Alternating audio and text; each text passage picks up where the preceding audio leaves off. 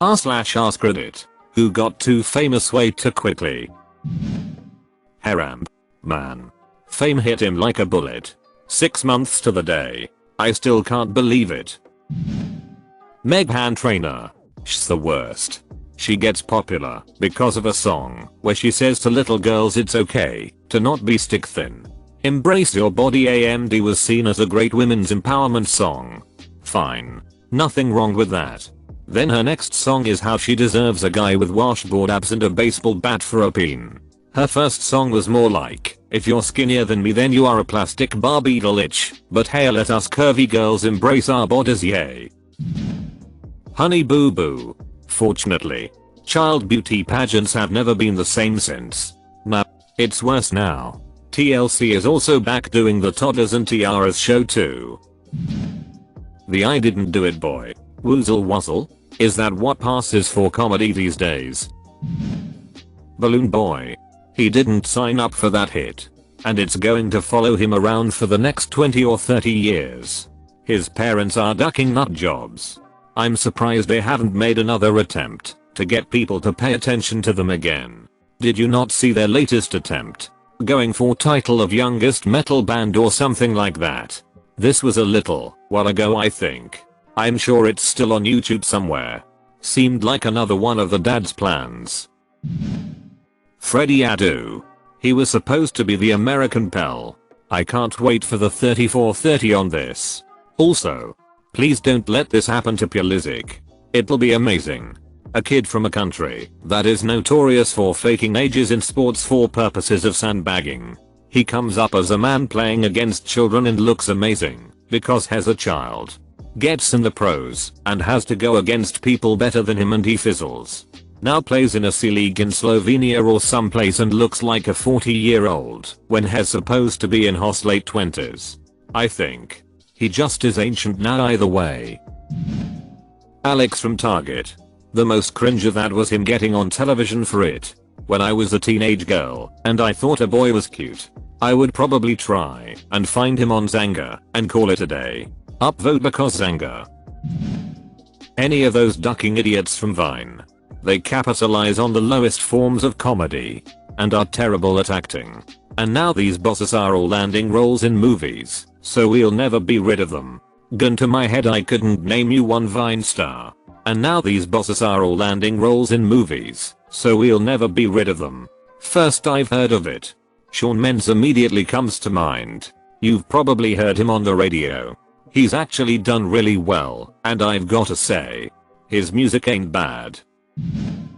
The Connie guy. He had a mental breakdown, and from what I've read, he was actually a decent guy before Connie 2012. Maybe a little misguided, but not any more than anyone else that is a little too gung-ho for a cause. Edit. I'm going to respond here because I have over 63 messages in my inbox, and I can't Google the answer for everyone. I mean the guy in America who led the Invisible Children. I just heard a little about him, but from everything I've read it seems like he had a mental breakdown. I'm not advocating for the use of child soldiers. Part of reading is context which it seems like Reddit has never had. Connie himself is still alive. But as I said in another comment, in 2013, Connie was reported to be in poor health and Michel Djatodia, president of the Central African Republic, claimed he was negotiating with Connie to surrender. Absolutely hated all of that Connie business. People basically sharing a video advocating for US military interference in Africa. One of the earlier examples of the hitch our social media has turned into these days. The best part about that was actual Africans posting videos on YouTube like, WTF guys? We are fine. We don't need your help. Grace and Chance did one cover of Paparazzi by Lady Gaga at a school talent show that went viral and then got famous with the label and everything. Had several hit songs then. When he was going through puberty his label dropped him because he wasn't what they wanted anymore. He still makes music on YouTube. Oh my goodness. The last I heard of him was on Ellen. I just looked up his channel and wow, that boy can sing. Amazing voice and range. Definitely needs a respectable label to help spread his talent to the world. Well actually no. No you don't. Not anymore. Big labels are becoming / already are redundant and unnecessary. I could go on forever about the history of the industry. All the ins and outs. But today you just need the talent and the drive to do it yourself. You will probably make more money of a big YouTube channel than being signed by a major label. Social media and the internet is king. Recorded music has almost no value at all these days. You make money from live shows and other things you can come up with. You also don't sign away your life and creativity to a bunch of non-musical hipsters running a big company. There are tons of good service helping you put your music on the relevant platforms. I've recently launched indie labels, net medias and much more. You just need to have a bit of drive and you are better off and your own master. Trust me. I've read enough major label contracts to firmly say, duck them all. If people are interested in the new playing field of creative arts, I can spare some time and do a more thorough rammer, I suppose. The more knowledge people have, the more power we have to reclaim music and our own creativity. All the challenges popping out of nowhere. How much cyanide can you chug without dying? Compilation, 2016. Funny. Gone wrong. Gone XL. Cops caught. You won't believe what happens in the end. Damn the third duck, I'm Daniel. My ducking son still says this. Makes me want to smack them upside the head. And these nuts. Apparently both still hilarious to 12-year-old. These nuts has been around since the dawn of time. That's nothing new. That laughing Chewbacca mask lady. She literally became famous by going live. It was over about 48 hours later. How long is a lady gonna be famous for crying over a Chewbacca mask? 2 days seems like plenty. Her laugh was infectious. The video itself was lackluster, but I enjoyed it because it was just one of those videos that I couldn't be upset watching. Her laugh was so genuine and catching that it just made me smile. Probably because she reminded me a lot of my mom, who I miss a lot. No Man's Sky fell off just as quick too. Heard they have an update coming up, but it might be too late.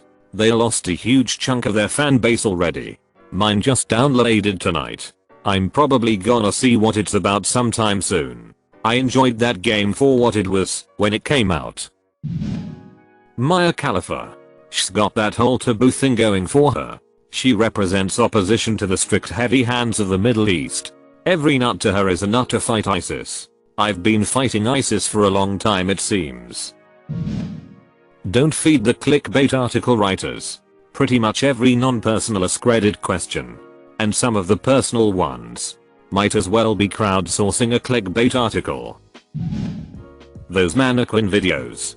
It's the Harlem Shake all over again. Shudders. Edit. Spelling snafu.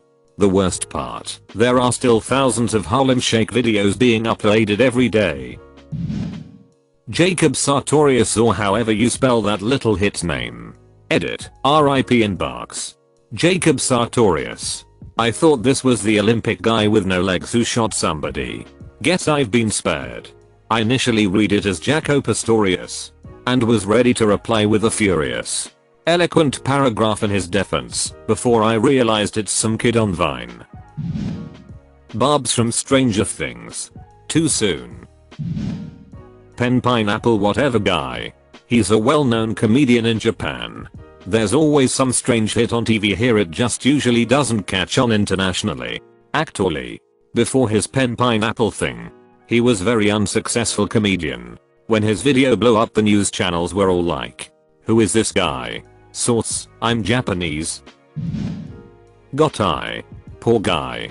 We burned one of his songs to the ground, then just forgot about him.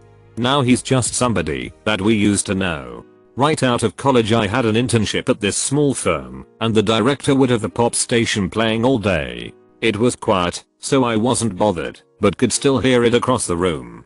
I heard that song like 3 or 4 times a day while just at the office. 3 or 4. What kind of heaven did you live in? I remember hearing it at least twice an hour. And then the commercials that followed for upcoming events. And every time a Got I show was coming, the only song being played was that one and none of the other songs that were being named. While sports are great, The one thing that can be a bit annoying is hearing about the next big thing every single year. Now I'm not doubting that some of these athletes have talent and may grow into stars like the LeBron James and Sidney Crosbys of the world, but the odds are low that all of them will. Who knows how these guys' careers will turn out? But one thing's for sure, they got too big. Too fast. Too big too fast. The Johnny Manziel story. I cannot remember the last time I saw a story about this guy on SportsCenter or the like that wasn't talking about his free fall from the spotlight because of his drug and gambling problems. Honestly though, Manziel's been kind of known to be a piece of hit from pretty much day one of him being famous in college. By the time the hype was highest and he got to the NFL draft, most people were saying it was just a matter of time before he ducked up. I don't think fame turned him into an asshole. I think he was an asshole who got famous. Richard Jewell found the bomb at the Atlanta Olympics, was almost immediately accused of planting it, had his life destroyed by all the negative publicity, and it was later discovered that Eric Rudolph has planted the bomb.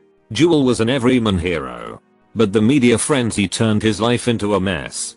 No doubt, it all contributed to his early death. Sat. Definitely fits this post.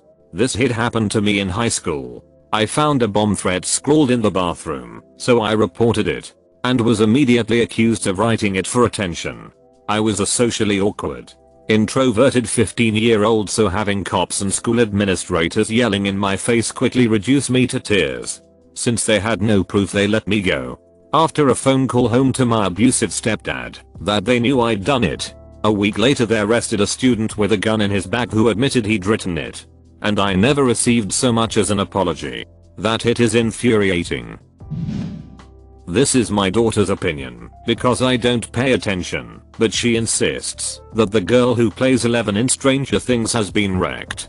Says she is dressing like she's 25 and carrying $2,000 handbags, and she's only around 12 years old. My daughter, who is 15, says the fame has gone completely to her head and her parents are apparently not even trying to keep her normal. I noticed she keeps interrupting the other actors in interviews. She's also very young, so her fame might not have any part in that. Leafy. The weak chin guy? Yes. Thank iDubbbz for that meme. Susan Boyle. Number sus n album putty. I'll take n album cover for 400. Alex. John Frusciante of the Red Hot Chili Peppers. Following the successful release of Mother's Milk, Frusciante was always uncomfortable with the band's ever-increasing fame.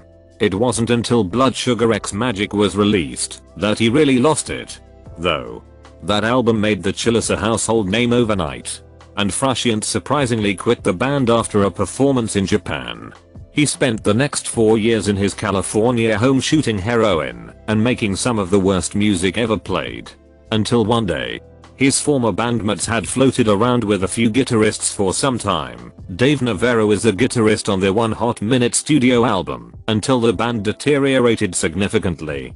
Frusciante had quit heroin, crack and booze cold turkey, although seemingly not all at once. Because of his drug use, he had developed abscesses in his skin, lost all his teeth from a severe gum infection, and needed a skin grafting operation on his arm. Although a house fire contributed to the latter, it got to the point that Flea refused to play unless Frusciante returned. Surprisingly, sober Frusciante did just that. By this time, Anthony Kiedis had also quit using heroin. Soon after, they released Californication, and a new era of the Red Hot Chili Peppers began. But goddamn did fame duck up John Frusciante for some time. Edit. Some corrections. Fun fact, they didn't just want Frusciante back. After Navarro had been fired, the band had deteriorated to such a point that the only way Flea would continue on with RHCP is if John returned.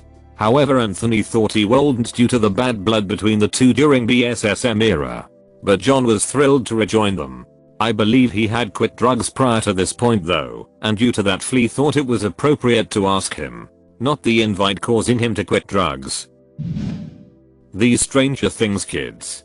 At least 2 of them will be eaten by fame. Finn is pretty self-aware, so I think he'll be fine. He streams on Twitch every now and again. Doesn't seem like the crazed actor type. Northwest. She was famous before she was born. It would be hard for that to not happen with those parents. I hope she turns out to be a super humble human being. Respectfully decline her parents' fortunes. Gets her name changed to something relatively normal. Fights world hunger. Becomes the first independent party female president. Controls the economy. Increases taxes across the board. Becomes the wealthiest person in the world. Legalizes murder. Rules under a tyrannical dictatorship. Controls the world. Funds space exploration. Discover life on different planets. Gain their trust. Destroy them. Conquers the galaxy. All hail the Space Queen. Ashley West. Jennifer Lawrence. I personally don't see why she's so amazing. She seems to always approach her characters the same way, never really making one of them stand out. Maybe I blame the X-Men movies for overexposing the mystique of it all. Or maybe I blame my own life choices for not being nearly as successful as she is. She is a good actress. Nothing more. She definitely has potential. But all her roles have basically been the same character. The only really great film she did was Winter's Bone. That was a great performance. Maybe she chooses the wrong roles for herself. I'm ready for Winter's Bone 2. With Jlaw tracking down Ken Bone so she can look at his butthole.